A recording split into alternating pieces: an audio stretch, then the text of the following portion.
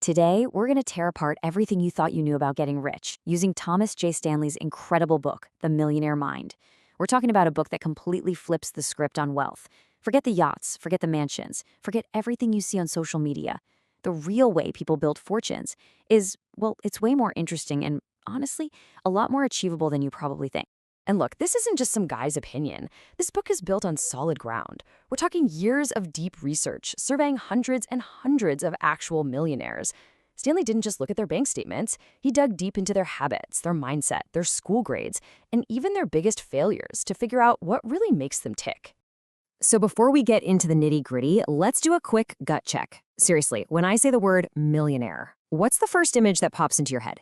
Is it someone with, say, a brain the size of a planet? You know, that person who just sailed through school, acing every single test without breaking a sweat? Or maybe it's the pedigree, right? Someone with a fancy pants degree from an Ivy League school. That classic idea that you need an elite education to get the golden ticket. And then, of course, there's the lifestyle. The globe-trotting, jet-setter, always on some adventure. Well, get this. The research in the book shows that less than 4% of millionaires actually live that kind of life. The reality is way, way more down to earth. Okay, so let's blow up that first big myth right now. The idea that you have to be the smartest person in the room to make it big.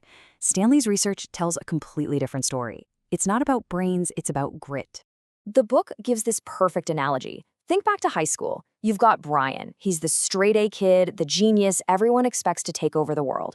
But then you've got Todd, the underdog, the one who maybe gets criticized a bit, but because of it, he develops this thick skin, this armor plate. Now, fast forward to the real world, where you're going to get rejected, where your ideas are going to get shot down. Who do you think is better prepared to just get back up and keep fighting? It's Todd every time. And you know what? This wasn't a one-off thing. It was a pattern. Millionaire after millionaire told Stanley they'd go to their high school reunions and be shocked. The kids who were voted most likely to succeed often weren't the ones who actually did. It just goes to show you, being a star student doesn't guarantee you a thing in the long run. Just look at the story of a guy named Warren Bielke. He described himself as a totally average student, rocking a C+ average. But his belief was simple. Hard work creates opportunities. He ended up becoming so successful in the medical device industry that he created a $1 million scholarship fund. And get this? It was specifically for other average students like him.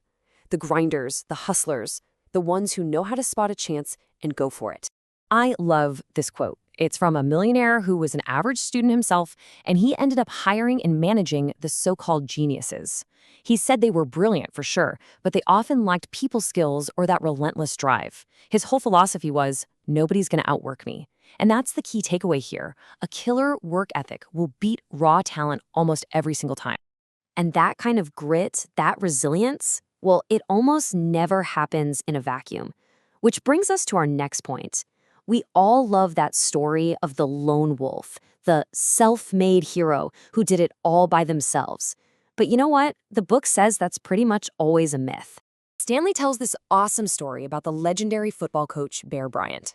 First day of practice, he'd get all his freshman scholarship players together and ask one simple question. Have you called your parents to thank them yet? His point was powerful. Your talent didn't get you here by itself. It was the people who supported you, who sacrificed for you. The exact same thing is true in business. And speaking of support, this next one might just be the most shocking and maybe most important finding in the entire book. It argues that one of the single biggest economic decisions you will ever make in your life is who you marry. Having a spouse who is supportive, frugal, and on the same page as you financially isn't just a nice to have. It's a cornerstone of building wealth. Okay, so if becoming a millionaire isn't about being a solo genius, then where does all this wealth actually come from? Well, a lot of the time, it comes from places that most of us would never, ever think to look. So many of us are taught to go after the high-status, glamorous jobs. But the millionaires in this study, they often found their fortunes in what Stanley hilariously calls Dullsville. These are industries that are super low on glamour, but crazy high on profit, mainly because nobody else is paying attention to them. There's way less competition. Okay, quick example. Mr. Richard. He worked for a trucking company, and he kept noticing that the guy they sold their junk trucks to for $500 would immediately sell the engine right back to them for another $500. He had this aha moment, realizing the junk man was making a fortune, so what'd he do? He started his own used truck parts business. Or how about the guy who founded Pizza Today magazine? He had zero publishing experience. He started the whole thing out of the back of his tiny pizzeria. For the first 2 years, the company's official letterhead actually smelled like pizza because he kept the paper on the same shelf as the oregano and garlic. And this might be the best one of all. A guy named Jim, who later became a millionaire, learned his very first business lesson from his grandma. She had him go out to the barn, bag up cow manure, and sell it to the neighbors as fertilizer. He learned right then and there to see a business opportunity where other people just saw, well, you get the idea. See the common thread here? They all found a weird little niche that other people ignored, and they went all in. Why? Because they were passionate about it. Loving what you do is the fuel. It's what drives the insane productivity you need to really succeed. So let's put all these pieces together. You've got the grit over grades, you've got the power of a great support system, and you've got this knack for finding gold in dull places. What you're looking at is the real blueprint for success. This is what the book defines as the Millionaire Mind. It has nothing to do with your SAT scores or where you went to school. It's a whole different way of thinking. It's a mindset that values integrity, focus, hard work, and the courage to take smart financial risks way more than it values your GPA or your job title.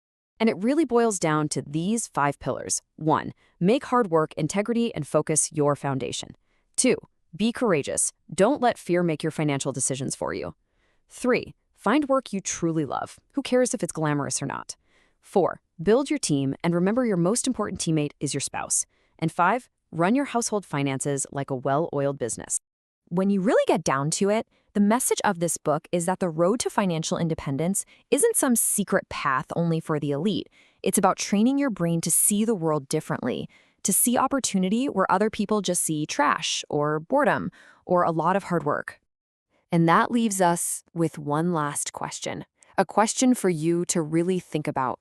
In your own life, in your job, in your community, what opportunity have you been overlooking?